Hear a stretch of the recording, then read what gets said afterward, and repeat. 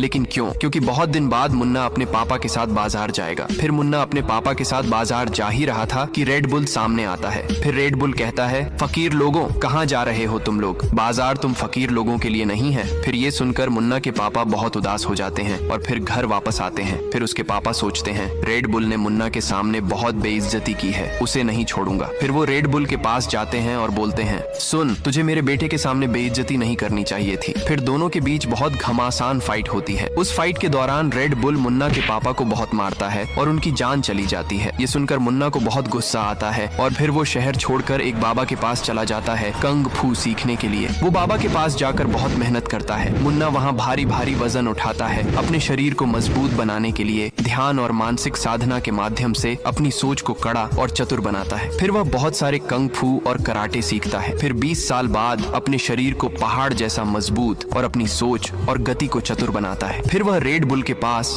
आमने सामने आता है। मुन्ना बोलता है, तूने मेरे पापा को क्यों मारा? बोल रेड बुल, तुझे आज नहीं छोड़ूंगा। फिर दोनों के बीच बहुत फाइट होती है और रेड बुल मुन्ना को इतना मारता है कि वह बेहोश हो जाता है। फिर मुन्ना उठता है और लोगों से बोलता है, अगर मुझे अपने पापा का बदला लेना चाहिए तो लाइक सब्सक्राइब करके कमेंट में लिखें बदला। फिर मुन्ना रेड बुल को एक बार में उठाकर पटकता है।